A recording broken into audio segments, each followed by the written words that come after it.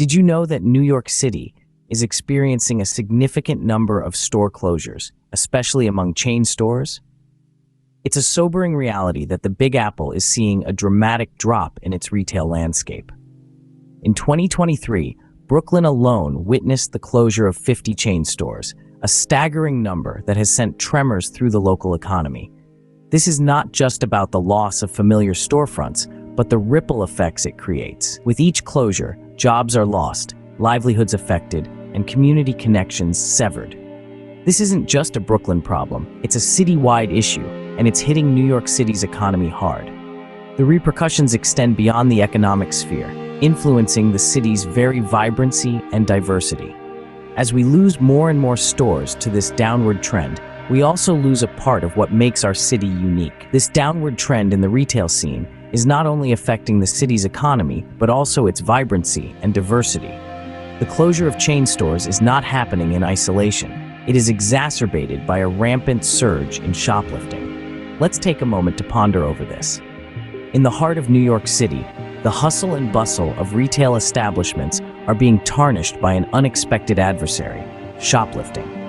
The city that never sleeps is witnessing a surge in this illicit activity, dramatically impacting the survival of businesses. In the recent past, the frequency of theft incidents has skyrocketed. Retailers are grappling with the grim reality of their products disappearing off the shelves, not due to sales, but because of theft. It's not just the financial loss that's concerning. The increase in shoplifting has also led to a rise in violence and harassment, creating an environment of fear and uncertainty within these establishments. Imagine owning a store where your employees are constantly on edge, fearing the next confrontation with a shoplifter. It's not just a financial challenge anymore. It has become a battle of nerves. This distressing situation has pushed many store owners to the brink, forcing them to shut down their operations. Shoplifting isn't a new phenomenon, but the surge we're witnessing now is unprecedented. It's not just a few isolated incidents. It's a rampant issue tainting the city's retail landscape. The loss these businesses incur from shoplifting is enormous, often leading to a vicious cycle of financial strain, store closures, and job losses. But why is there such a surge? It's a complex issue, intertwined with socio-economic factors and law enforcement challenges. The situation is not helped by the perception that shoplifting is a victimless crime, an erroneous belief that needs to be corrected. The impact of this surge in shoplifting extends beyond the confines of these retail establishments. It's a blow to the city's economy, disrupting the livelihoods of many and adding another layer of complexity to New York City's recovery. This surge in shoplifting is leading to an unsettling climate of insecurity in the city's retail sector. It's a problem that demands urgent attention, a solution that requires concerted efforts from all stakeholders, from city management to law enforcement to the community at large. New York City is not alone in this crisis. Major cities across the U.S. are grappling with similar challenges. It's like a domino effect rippling across the nation, causing a significant shift in the retail landscape. From the sunny coasts of California to the bustling streets of Chicago, the picture is strikingly similar. Storefronts are shuttering, malls are echoing with silence, and the once vibrant local economies are feeling the strain. The surge in shoplifting isn't just a New York phenomenon. It's a national issue that's pushing businesses to the brink. It's not just about the financial loss from stolen goods. It's about the atmosphere of fear and insecurity that discourages shoppers from stepping into the stores. The result? A drastic drop in footfall and an equally drastic rise in businesses folding up. But it's not all doom and gloom. In the face of adversity, businesses are adapting, evolving. The brick-and-mortar stores may be closing, but commerce isn't dying. It's simply shifting arenas. Welcome to the age of online operations. Businesses are turning to e-commerce platforms, harnessing the power of technology to reach their customers. Convenience is king in this new age. Customers can browse, compare, and purchase products at the click of a button, all from the comfort of their homes. And for businesses, it's a way to stay afloat in these challenging times. They're able to cut down on overhead costs, enhance their reach, and operate in a safer, more secure environment. But this shift isn't without its challenges. There are concerns about job losses, about the death of the physical shopping experience, about the impact on local economies. Yet it's a change that seems inevitable, driven by the current circumstances and the need for safety and security. So as we navigate this new retail landscape, it's crucial to remember that change isn't always a bad thing. It can be a catalyst for innovation, for growth.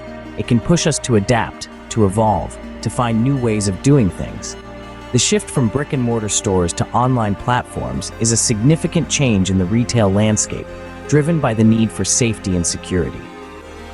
The closure of entire malls, such as the Westfield Mall in New York City, underscores the severity of the issue.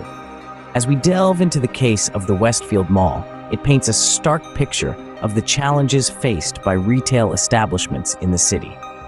Once a buzzing hub of commerce and social interaction, the Westfield Mall's closure is a testament to the dire situation of retail in New York City. The mall, which housed a multitude of chain stores and local businesses, was an economic powerhouse, contributing significantly to the city's revenue, and its closure has left a gaping hole in the city's economy. The Westfield Mall didn't just grapple with store closures. Shoplifting was rife, and the mall became a hotbed for criminal activity. Despite the presence of security measures and law enforcement, the surge in theft and violence proved too overwhelming. This highlights a broader failure in city management and law enforcement to curb the escalating problems. The mall's closure is not an isolated incident, but a reflection of the broader issues plaguing New York City. It's a stark representation of how the city's inability to control crime and provide a safe environment for businesses can lead to catastrophic consequences. The city's law enforcement and management must shoulder the responsibility for failing to effectively tackle the situation. The ramifications of the Westfield Mall's closure extend beyond the loss of a retail hub. The mall was a significant employer in the city, and its closure has led to job losses, further straining an already struggling economy. It's a domino effect that impacts every corner of the city, from the unemployed former mall workers to the city's coffers missing out on valuable tax revenue. The Westfield Mall's story is a cautionary tale for other retail establishments in the city. It's a clear example of what can happen when theft and violence are allowed to run rampant, and the authorities fail to intervene effectively.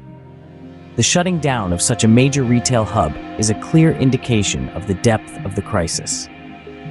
Behind these closures, there are several contributing factors that are putting pressure on businesses. The first significant factor is the high tax burden that businesses in New York City have to bear. The city is notorious for its steep business taxes, which can be a formidable obstacle for both small businesses and large chain stores. These taxes can eat into profit margins, making it difficult for businesses to remain profitable and stay afloat. In addition to taxes, tolls also pose a significant financial burden.